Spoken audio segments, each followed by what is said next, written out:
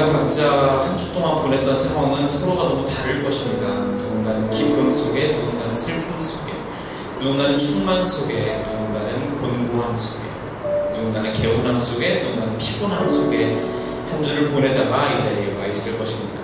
하나님, 저희 상황과는 별개로 언제나 동일한 모습을 저에게 보여주시는 하나님의 그 신실하신, 성실하신 그 사랑을 우리가 기억할 수 있는 예배 시간이 될 수 있도록 함께 해주세요. 예수님의 이름으로 기도드렸습니다. 네, 여러분 반갑습니다. 너무너무 반갑고요. 코너처치 8월 마지막 주 예배 오신 여러분을 환영합니다. 8월 한 달 동안 야곱 그 인간이라는 제목으로 함께 이야기를 나눴고요. 그래서 야곱이라는 존재가 굉장히 언제나 끼어 있었다라는 이야기를 하면서 인간, 말 그대로 사람과 사람 사이에 있었던 그 야곱의 모습이 되게 우리의 모습과 닮았다라는 이야기를 하면서 한 달 동안 이야기를 했습니다. 그리고 오늘도 그와 비슷한 이야기를 할 예정입니다. 본격적으로 오늘의 이야기를 하기에 앞서서 개인적으로 저는 글을 잘 못 쓰는데 시를 되게 좋아합니다. 그리고 노래를 잘 못 부르는데 노래를 좋아합니다. 그럴 수 있잖아요. 여러분도 아마 저와 비슷한 그런 감성을 좋아하시는 분들이라면 시와 음악을 다들 즐겨 하실 것이라 생각합니다.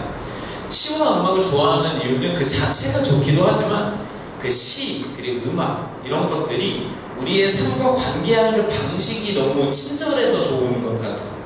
시나 음악은 많은 말을 하지 않고 또 우리를 가르치려고 하지 않고 통제하려고 하지 않습니다. 그저 거기에 자신의 이야기를 하면서 존재하고 대신에 그걸 듣고 보고 배우면서 시는 음악은 우리를 가르치려고 하지 않지만 우리는 그걸 통해서 배우기도 하고요. 그걸 통해서 힘과 위로를 얻기도 하고 그게 저는 굉장히 좀 좋은 것 같아요. 그래서 시와 음악을 좋아하는 편인데 여러분에게는 성경이라는 것의 존재는 어떠신가 여쭤보고 싶습니다. 우리에게 성경도 시와 노래에 같나요? 시와 노래처럼 성경이라는 것이 우리를 통제하려고 하지 않고 강제하려고 하지 않고 우리를 그저 내버려 두고 있나요? 사실 저는 그렇다고 생각하고 있어요. 성경이 우리에게 강제하려고 하지 않고 통제하려고 하지 않다고 생각을 해요. 만약에 성경이 우리를 강제하고 통제하는 어떤 법령, 규정, 규칙, 율법 이것만으로 이루어져 있다면 성경은 그렇게까지 두꺼울 필요가 없을 것입니다. 1번 뭐 하지 마라, 2번 뭐 해, 3번 뭐 하지 마라 이렇게 나열해 놓으면 되는 한 페이지 정도면 끝날 책이라고도 할 수 있을 텐데 굉장히 두꺼운 이야기를 가지고 있는 이유는 성경은 우리에게 바라는 것이 있지만 강제하지 않고 원하는 것이 있지만 통제하지 않기 때문에 우리는 선택할 수 있고요. 선택할 수 있기 때문에 이야기가 길어지고요. 그 긴 이야기가 담겼기 때문에 성경은 두꺼워지게 만들어진 것입니다. 그런데 성경이 우리를 강제 집행하지 않기 때문에 우리는 삶에서 자유롭게 선택하고 있는데요. 이게 마냥 좋은 결과물을 만들어내지는 않는 것 같습니다. 우리가 한 달 동안 야곱이라는 인물을 봐왔죠. 야곱이라는 인물이 굉장히 여기저기 끼어 있으면서 희노애락도 많이 겪고요, 우여곡절도 많이 겪고요. 계속 말씀드리고 있지만 야곱이라는 인생은 정말 말 그대로 첩첩산중입니다. 산 넘어 산이었다고 늘 이야기를 했습니다. 그리고 그 과정 중에서 저희가 한 달 동안 봐왔지만 하나님께서 야곱을 내버려 두지 않으시고 이쪽으로 가보면 어떻겠니? 내가 널 도와줄게. 내 은혜를 받아보렴. 함께 가자. 열심히 북돋아 주었고 사랑을 주었고 야곱이 그 사랑에 힘입어서 좀 더 올바른 선택을 하기를 하나님께서 바라셨습니다. 그리고 야곱을 살살살 이끌으셨던 하나님께서 지난주에 야곱을 어디까지 이끄셨죠? 1세 1대의 원수, 자신을 죽이려고 400명을 이끌고 왔던 형 에서와 화해시키는 데까지 하나님이 야곱을 겨우 구슬려서 데리고 왔습니다. 그리고 야곱이 일반적인 우화였다면 거기서 끝이 났어야죠.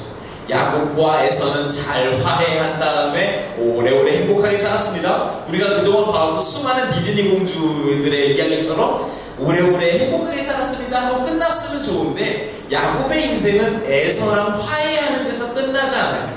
본문 말씀 한번 보도록 하겠습니다. 같이 한번 읽어볼게요. 시작. 그리하여 그날 숫곳으로 갔습니다. 야곱은 자기 식구들이 먹을 집을 지었습니다. 그리고 짐승들을 위해 우리를 지어주었습니다. 그래서 그곳의 이름이 숫곳이 되었습니다. 야곱은 바단 땅을 떠나 가나안 땅 세겜성에 무사히 이르렀습니다. 야곱은 성 쪽에 장막을 쳤습니다. 하나님께서 야곱을 겨우겨우 이끌어서 에서랑 화해시켰습니다. 하나님의 정말 어마어마한 은혜가 임했기 때문에 가능한 일이라고 할 수 있을 것 같아요.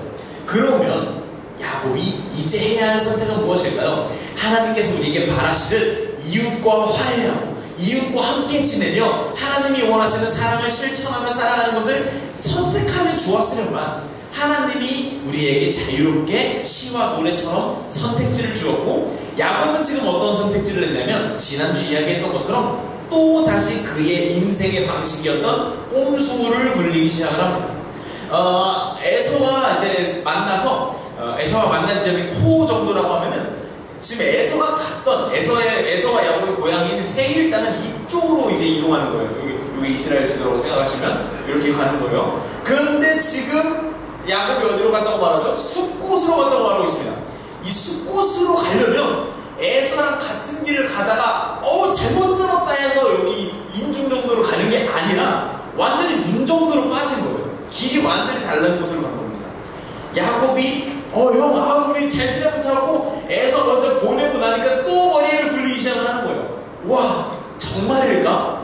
비록 하나님이 오늘까지는 나를 잘 이끌어 주셨지만 내일도 그럴까? 지금 눈앞에 있는 상황이 정말 솔직하게 나에게 좋은 것일까? 머리를 굴리기 시작을 합니다. 그렇게 숫곳으로 이동을 했다가요, 나중에는 가나안 땅에 있는 세겜 땅까지 올라가게 됩니다. 이스라엘 지도 굉장히 외우기 쉽죠, 여러분? 세일, 숫곳, 세겜이라고 생각하시면 됩니다. 정반대로 올라갔어요. 야곱에게 선택지가 주어졌습니다. 하지만 야곱은 하나님이 원하셨던 길로 쫓아가지 않았습니다. 왜 그랬을까요? 야곱이 왜 선택지가 주어졌을 때 하나님이 원하시는 길로 가는 것이 아니라 또 이상한 길을 선택하는 걸까요? 또 이웃과 멀어지는 길을 선택했던 것일까요? 아주 단순합니다. 야곱의 눈앞의 상황이 야곱을 이끌었기 때문입니다. 야곱의 눈앞에 주어졌던 상황이 어찌됐든 간에 에서랑 지금 화해는 했지만 에서의 뒤를 따라서 쫓아가는 그 400명의 무리들을 보고 있고요. 혹시 모르는 불안감이 내 눈앞에 있으니, 눈앞의 상황이 어찌됐든 이렇게 되었으니 이걸 쫓아가 버린 겁니다. 야곱이 숫곳을 떠나 세겜 땅으로 향했던 이유는 상황이 야곱을 거기로 이끌었기 때문입니다. 우리가 사는 세상은 두 가지로 아주 단순하게 이분화하자면 둘로 나뉠 수 있을 것 같아요. 첫째는요, 상황을 따라 사는 삶이 있을 것 같습니다. 우리 눈앞에 어떤 상황이 주어지면 이 상황이 이끄는 합리적인 이유대로, 그 상황의 논리대로 따라가며 사는 것이죠. 이걸 좀 더 다르게 이야기하면 상황이 내 멱살을 잡고 강제로 끌고 가는 삶이라고 할 수 있을 것 같아요. 눈앞에 상황이 주어지면 이 상황에 따라서 나의 삶을 내맡겨버리는 것이죠. 그런데 제 주변에 보면 이렇게 상황을 따라 사는 사람도 분명히 있지만 정반대의 삶을 사는 삶도 있더라고요. 저는 이걸 뭐라고 말하고 싶냐면 상상을 따라 사는 삶이라고 말하고 싶습니다.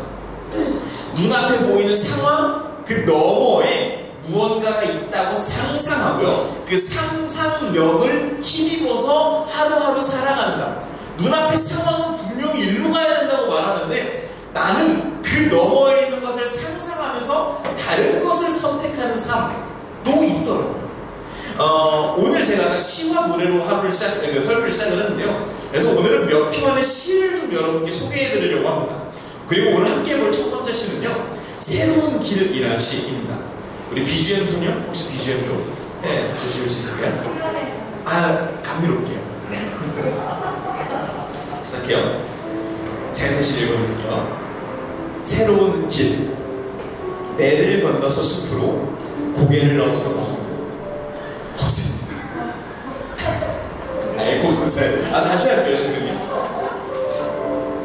새로운 길, 내를 건너서 숲으로 고개를 넘어서 봐. 어제도 가고 오늘도 갈 나의 길 새로운 길. 민들레가 피고 까치가 날고 아가씨가 지나고 바람이 일고 나의 길은 언제나 새로운 길. 오늘도 내일 내를 건너서 숲으로 고개를 넘어서 봐. 어떻게 여러분 어떠세요? 좋은 시 같으신가요? 저는 사실 이거 읽고 솔직히 말씀드리면 좀 평범하다고 생각했어요. 좀 이렇게 저도 이제 직업인지라 정말 가끔 후배 친구들이 이제 형 저 설교 좀 한번 봐주세요라고 이렇게 보내주곤 하는데, 만약에 제 후배가 설교를 이렇게 썼으면 너무 평범하다라고 한마디 했을 수도 있을 것 같은 문장이에요. 그런데 저자가 누군지를 알고 나니까 좀 머리가 복잡해지더라고요. 이 새로운 길이라는 시는 우리가 너무나 사랑하는 윤동주 시인이 쓴 시입니다. 윤동주 시인의 하늘과 바람과 별과 시라는 그 유명한 시집에 적혀있는 시죠. 저와 여러분이 다 그렇지만 사람은 간사하잖아요. 동주의 시임을 알고 보니 이 속에는 분명히 더 깊은 무언가가 있을 것이다 라고 생각하게 되었습니다. 과연 동주는 이 무덤하고 무미건조한 단어와 어구 속에 어떤 마음을 담고 싶었던 것일까? 그래서 제가 아는 친하게 지내는 목사님과 이 시에 대한 이야기를 나누다가 동주는 왜 저렇게 평범한 시를 마음 담아서 쓰고 그의 유명한 그 시집에 담았던 걸까요, 목사님? 그러더니 그 목사님께서 규용아, 너 이 시가 몇 년도에 쓰여졌던 시인 줄 알아? 모르겠네요. 1938년도에 쓰여진 시야 라고 하면서 1938년도에 어떤 일이 있었는지 한번 찾아보는 것도 좋을 것 같아요 라는 이야기를 해주십니다. 그래서 제가 그 목사님의 도움을 받아 좀 몇 가지 사건들을 찾아봤습니다. 1938년도에 이런 일들이 있었다고 해요. 1월부터 12일까지 싹 조사해봤어요. 1월에는 일본 육군성이 조선 지원병 제도를 발표해서 자신들의 전쟁에 조선인들을 데려가기 시작을 했고요. 2월달에는 평양신학교 교사 박형룡과 학생 7명이 신사참배에 반대했다는 혐의로 검거되었습니다. 3월달에는 독립운동의 최선두에 서리되셨던 안창호 선생이 돌아가시게 됐고요. 4월달에는 조선총독부에서 전국의 조선어 수업을 폐간하고 그것을 수학 수업으로 대체하라고 명령을 했습니다. 그리고 5월달에는 조선총독부에서 각종 토목공사의 부인들, 여성들까지도 동원하기를 시작을 했고요. 6월 9일 같은 경우에는 이거 좀 중요한 사건인데, 안창호 선생님의 신복이었던 이광수라고 하는 선생이 치안유지법 위반으로 일본 총독부에 체포가 됐는데요. 그 체포된 이후로 어마어마한 친일파가 되어서 우리나라의 수많은 독립군들을 잡아갔던 인물로 180도 바뀐, 안타까운 건 저 이광수라고 하는 분은 조선예수교 장로회의 목사님이었고요. 이 사건 이후로 조선예수교 장로회의 수많은 목사님들이 신사참배에 동참하게 됩니다. 7월달에는 조선총독부에서 관공서 직원, 전국의 관공서 직원 12만 명에게 일본 제복을 입으라고 명령을 했고요. 8월달에는 신문사 이름을 밝히면 지금도 있는 신문사이기 때문에 괜한 오해가 있을까봐 말하지 않겠지만, 모 신문사 전 직원이 일본의 국방비를 위해서 모금을 해서 헌납하게 된 비굴한 역사가 있고요. 9월 10일에는 조선예수교 장로회가 전체 모든 교회가 신사참배를 하기로 결의를 했고요. 10월달에는 조선의용대가 조직되어 싸워보려고 애썼고요. 11월달에는 별 사건은 없었지만 대한민국 아들하게 되고 신중현 씨가 출생하게 된 어마어마한 사건이 있었고요. 12월에는 조선 등하반지 규칙이라고 하는 우리 일본이 조선을 더욱더 압박하는 그런 규칙이 발표되게 됩니다. 한마디로 이야기해서 이 1938년 동주가 새로운 길을 썼던 1938년에는 일제강점기의 한 복판이라고도 말할 수 있을 것 같아요. 이때 동주의 나이 만 20세, 오늘날 우리 나이로 21살의 나이입니다. 이때 막 이 전년도에 겨우 이제 연희정문학교에 입학을 해서 대학교 1학년의 마음으로 세상을 살아가는데, 일제강점기가 시작되고 초창기만 해도 금방 극복할 수 있을 거라는 희망도 있었는데, 그 희망의 불꽃마저도 점차 사그러들고, 같이 독립을 외쳤던 동료들, 선배들이 다 배반하고, 다 혹은 목숨을 잃고 민중의 길자리가 되어 주어였어야만 할 관료들, 종교인들, 언론인들마저도 등을 돌리던 그때가 동주가 새로운 길이라는 시를 쓸 때였던 것입니다. 동주는 화려한 문장을 쓸 수 없었던 게 아닐까 싶습니다. 그 말도 안 되는 상황 속에서 새로운 길이라고 하는 눈앞에 있는 상황 그 너머의 무언가를 바라보기 위해서 이를 악물고 무던한 단어를 써내려갔던 것은 아닐까라는 생각이 들더라고요. 눈앞에 있는 상황에 굴복하지 않고 이것 너머에 뭔가가 있을 거라고 머리를 쥐어짜서 상상을 한 방울이라도 해내는 그 치열한 시가 새로운 길이라는 시라고 할 수도 있겠다라는 생각이 들었습니다. 인생에 대해서 굉장히 많은 비유가 있는데 그 중에서 개인적으로 좋아하는 비유가 있는데 그건 바로 인생의 시소와 같다는 겁니다. 여러분 시소가 어떤 단어인지 아세요? 시소가 저는 정말 솔직하게 말해서 20대 중반까지 한자인 줄 알았어요. 근데 시소는 사실 요 단어라고 해요. 시소. 처음 하시는 분들은 깜짝 놀라셨죠? 이거 한국말인 줄 아셨죠? 한 페이지 넘겨주시면 우리가 잘 알고 있는 단어 현재 보고 있다라고 하는 말을 뜻하는 see와 봤다라고 하는 과거형 saw라는 두 단어를 합친 게 시소입니다. 그래서 시소를 타면은 이렇게 쭉 올라가면은 더 많이 보이겠죠. 지금 내가 본다, 내려가면 보았다, 본다, 봤다, 본다, 봤다. 요래서 시소라는 말을 이 영어 두 단어를 붙여서 시소라고 한다고 합니다. 그리고 저는 인생은 시소와도 같다라는 말에 굉장히 동의하고 공감합니다. 우리 인생이 시소와 같죠. 어떨 때는 보는 것 같아요. 지금 보고 있는 것 같아요. 눈앞에 뭔가 쫙 펼쳐진 길이 보이는 것 같을 때가 있어요. 눈앞에 주어지는 기회들이 손에 잡힐 것처럼 보일 때가 있어요. 눈앞에 재물이 보일 때가 있어요. 건강이 보일 때가 있어요. 기독교인의 말로 하면 뭐가 있을까요? 눈앞에 하나님이 보이는 것 같을 때가 있어요. 지금 하나님이 보이는 것처럼 그냥 인생이 잘 풀리고 신앙이 너무 좋고 행복할 때가 있어요. 그리고 그게 다 과거처럼 느껴질 때가 찾아옵니다. 인생의 서브의 순간이 찾아와요. 내 미래가 보였었는데, 내 기회가 보였었는데, 내 돈이 보였었는데, 건강이 보였었는데, 내 사랑하는 그 사람이 보였었는데, 하나님이 보였던 것 같은데 지금은 어디 갔지? 라는 생각이 들 때가 분명히 찾아온다는 것입니다. 우리 인생은 C의 상황이 찾아오고요, So의 상황이 찾아왔습니다. 그런데 이 C만 유지되면 너무 행복하겠지만 그렇지 않잖아요. So가 분명히 우리 인생에 찾아온단 말이에요. 그런데 이 So가 찾아왔을 때, So의 순간이 찾아왔을 때 인생의 본능이라는 것은 상황의 노예가 되어 매여 살아갈 것을 선택합니다. 상황에 굴복할 것을 선택합니다.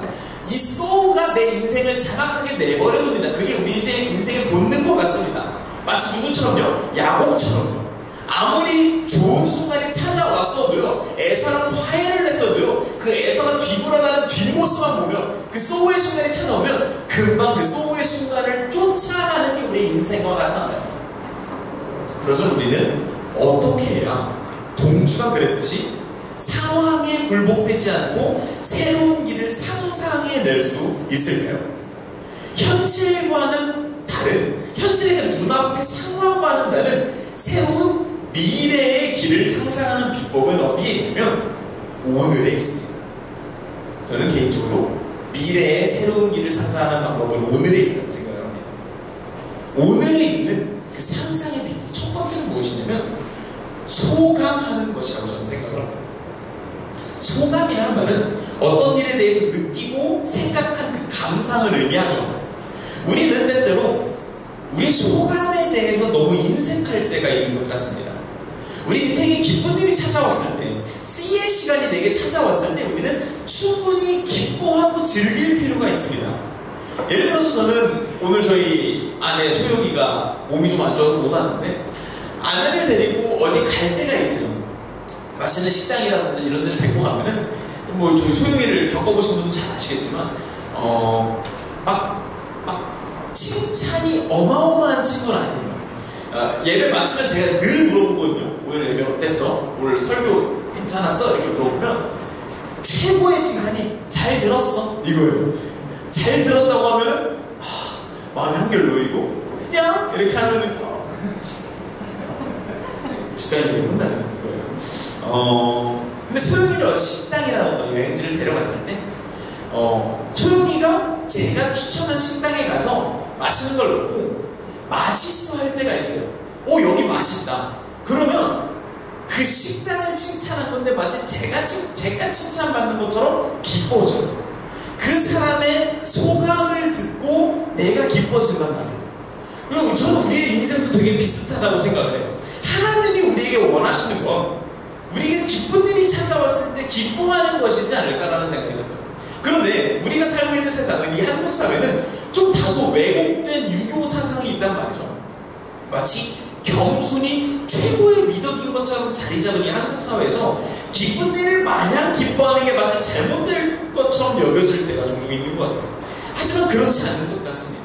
하나님께서 우리에게 원하시는 건 기쁠 때 기뻐하는 것이지 않을까. 슬플 때도 마찬가지입니다. 우리는 종종 울어야 할 때 눈물을 지우곤 합니다. 우리가 지워야 할 것은 나의 눈물이 아니라 우는 자를 패배자 취급하는 이 사회의 냉혹함이라고 생각을 합니다. 그걸 지워야지 눈물이 날 때는 울어야 한다라고 생각이 듭니다. 어제, 그제, 그리고 그 전날 저는 장례식을 한 군데 갔다 왔는데요. 제가 알고 지내는 형이 굉장히 어렵게 아이를 갖고 이제 아이를 출산했고요.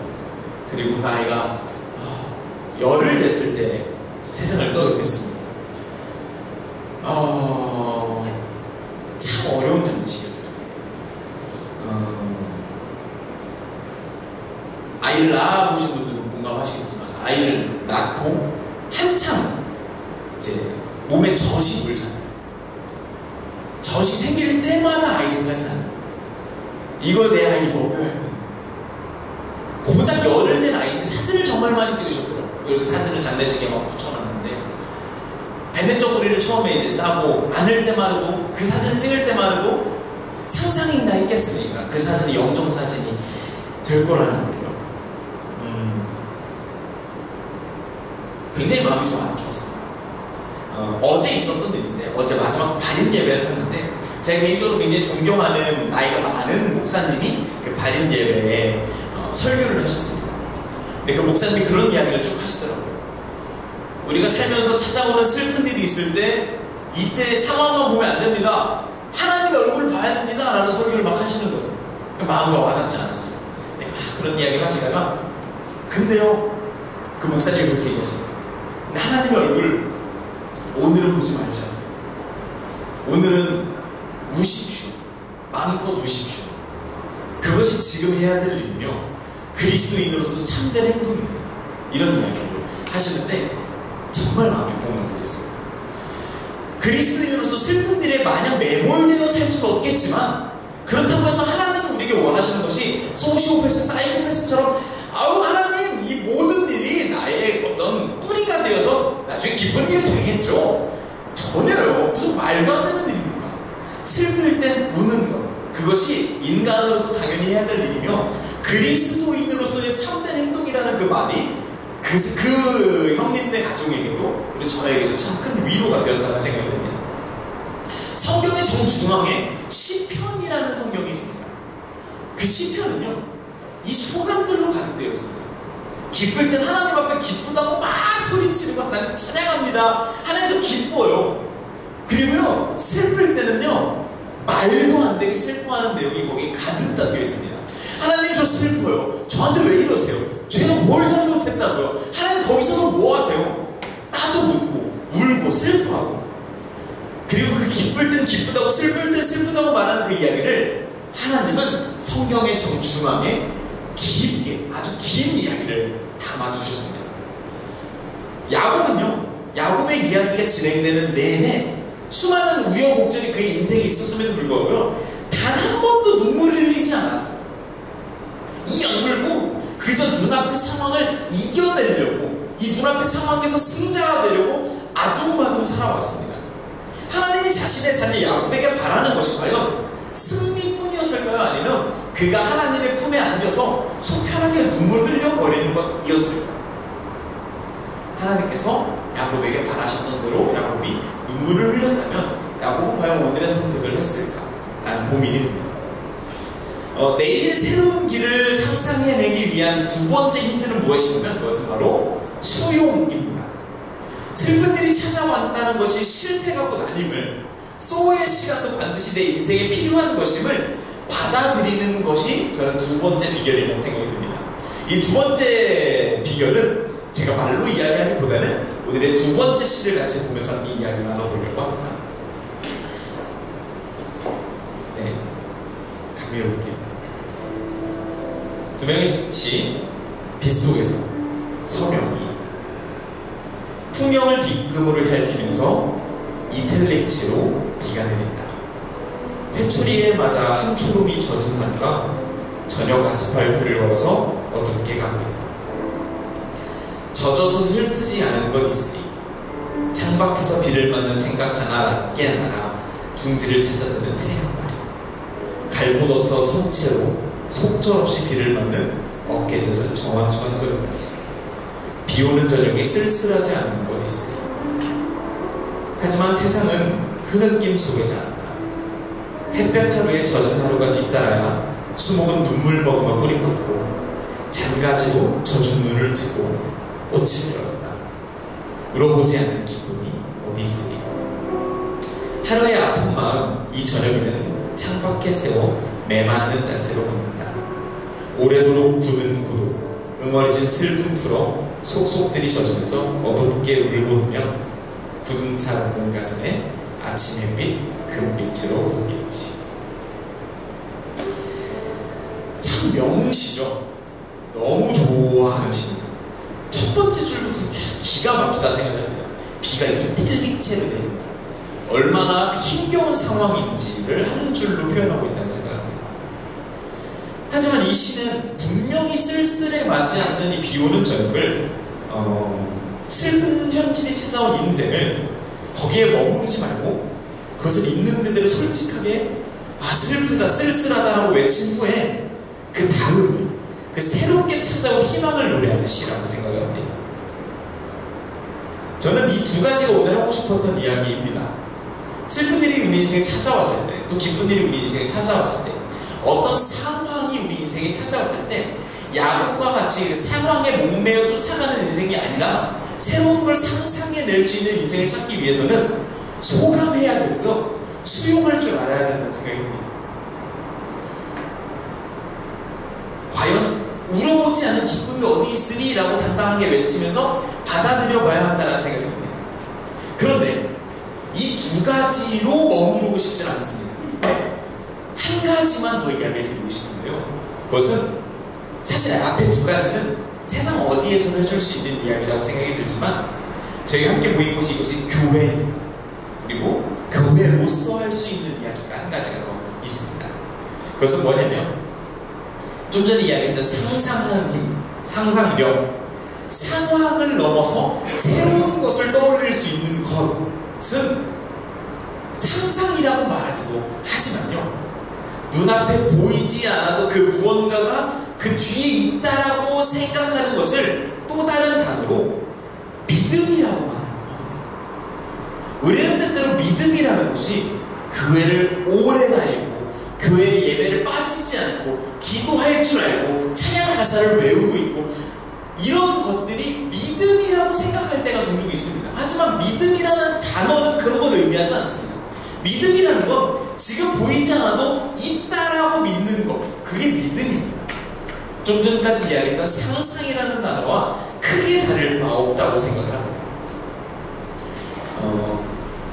우리가 눈앞에 보이는 상황에 머무르지 않고 그 너머의 것을 선택하며 살아갈 수 있는 비결은 지금 눈앞의 상황을 소감하고요, 그것을 수용도 할 줄 알면서 동시에 이 모든 상황 속에서 지금 눈앞에 보이지는 않지만 주관하고 있는 누군가가 있다라고 믿는 것, 이것까지 우리가 해야 한다면 충분히 새로운 길을 선택할 수 있다는 생각이 듭니다. 오늘의 설교를 준비하면서 최근에 사실 계속해서 들었던 생각이 하나 있는데, 그래서 오늘의 이야기를 준비했던 이유도 있어요. 어떤 생각을 하게 됐냐면, 여기 많은 분들이 앉아있지만 코너스 처치가, 제가 우리 상은 전사님이 여러분과 영원히 있을 수는 없겠다는 생각을 하게 됐습니다. 물론 오래오래 함께하고 싶다는 생각을 정말 많이 합니다. 뉴멤버 교육을 할 때마다 하는 이야기지만, 저희는 수표 호칭을 굉장히 중요한 가치로 갖는 이유 중에 하나가 오랫동안 우리가 함께하고 싶기 때문입니다. 하루가 태어났듯 여러분이 살아가는 그 생애 주기를 살아가면서 새로운 사람을 만나고, 결혼을 할 사람들은 결혼을 하고, 안 할 사람들은 안 하고, 또 결혼한 사람 중에서 자녀를 가질 사람은 가지고, 같이 그렇게 나이 들어가면서 서로에게 형제가 되어주고, 새로 태어난 아이에게 삼촌, 이모가 되어주고, 그 아이는 조카가 되고, 같이 늙어가고 서로 가족이 되어가는 것을 꿈꾸지만, 그럼에도 불구하고 우리 모두가 영원히 마주할 수는 없다는 생각이 듭니다. 왜냐면 누군가는 개인의 사정으로, 개인의 심리적 이유로, 신변의 변화로 이 공동체를 떠나야 될 수도 있고요. 지금도 여기에 머물러서 가족이 되었다가 떠난 이들도 분명히 존재하죠. 만약에 우리가 영원히 함께 할 수 있다면 사실 오늘의 설교는 불필요했을지도 모릅니다. 눈앞에 상황이 닥쳐올 때마다, 소감할 수 있을 힘도 없을 때마다, 수용은커녕 아무것도 받아들이고 싶지 않을 때마다, 믿음은커녕 하나님을 부인하고 싶을 때마다 우리가 옆에서 손잡아주고 힘 되어주면 됩니다. 그렇지만 그렇지 못할 수도 있기 때문에, 우리가 영원히 함께 할 수 없을 수도 있겠다는 생각 때문에 오늘의 이야기를 준비했던 것 같습니다. 내가 공동체가 없을 때에도 내 인생에 C의 시간이 찾아왔을 때, 소의 시간이 찾아왔을 때, 상황을 쫓아가지 말고 그 너머에 있는 것을 찾아낼 수 있는 연습이 우리에게 필요하겠다는 생각이 들었습니다. 그리고 코너스가 그런 것들을 연습할 수 있었으면 좋겠다는 생각으로 오늘의 이야기를 준비했고요. 그러면서 오늘의 마지막 시를 읽어드리고 이야기를 마치려고 합니다. 오늘의 마지막 시는 기독교 역사에서 굉장히 유명한 손양원이라고 하는 목사님께서 쓰셨던 시입니다. 손양원 목사님 관련해서는 많은 이야기가 있지만, 그 중에서는 이 시를 쓰셨을 때는 손양원 목사님의 인생 말년, 돌아가시기 직전에 기독교의 신사참배를 적극 반대하며 차라리 날 잡아가라 라고 하며 자신의 재산들을 숨겨두고 자신이 대표로 투옥되셨고요. 그렇게 신사참배를 반대하며 투옥되셨을 때 자신의 어머니에게 편지를 썼던 내용입니다. 마지막으로 제가 한번 읽어드리도록 하겠습니다. 꽃이 피는 봄날에만 주의 사랑이 있으니까, 열매 맺는 가을에만 주의 은혜가 있으니까, 땀을 쏟는 여름도 주의 사랑 여전하며, 추운 겨울 줄일 때도 주의 위로 변함없네. 솔로몬의 부귀보다 욥의 고난이 더 귀하고, 솔로몬의 지혜보다 욥의 인내가 더 아름답다. 이 세상의 부귀영화, 마귀, 유혹, 손짓하나 고생 중에 인내하며 최우승이 이르리라. 세상 권력 등에 업고 믿는 자를 핍박하는 어리석은 사람들아, 회개하고 돌아오라. 우상의 힘 얼마 안 가며 인간의 힘 얼마 안 간다. 하나님의 심판날에 견디질 못할 것이다.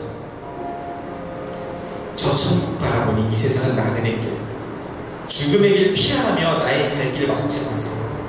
내게 맡긴 양을 위해서, 나의 결의의 평화를 위해서 우리 주님 가신 길을 충성으로 따르리라 라는 소감으로 손양원 목사님은 인생의 마지막을 정도를 하셨습니다.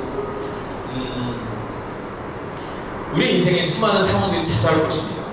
야곱처럼 말이죠.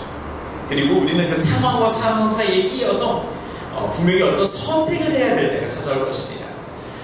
그 선택을 해야 될 때 여러분에게 바라는 것이 있습니다. 그것은 뭐냐면, 첫 번째로는 마음껏 소감하셨으면 좋겠습니다. 그런데 그 소감을 할 때 그냥 벽에 대고서 막 다 기쁘다 슬프다 말할 수 없잖아요.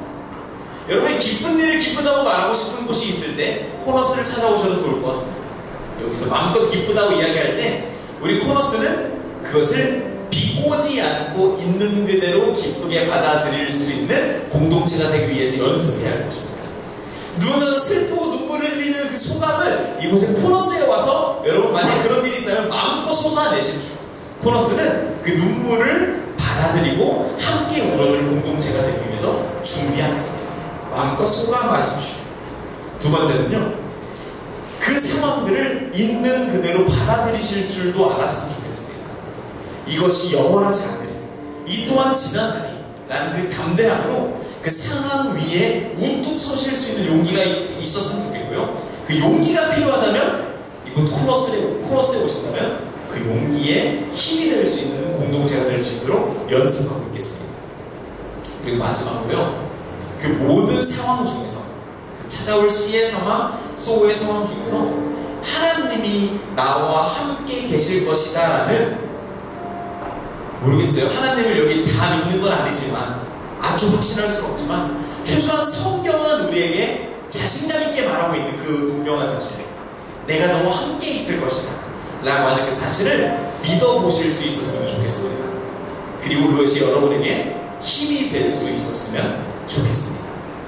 상황을 쫓는 것이 아니라 새로운 길을 상상할 수 있는 손양원 목사님처럼, 서명희 시인처럼, 윤동주 시인처럼 새로운 길을 상상할 수 있는 저와 여러분이 될 수 있었으면 좋겠습니다.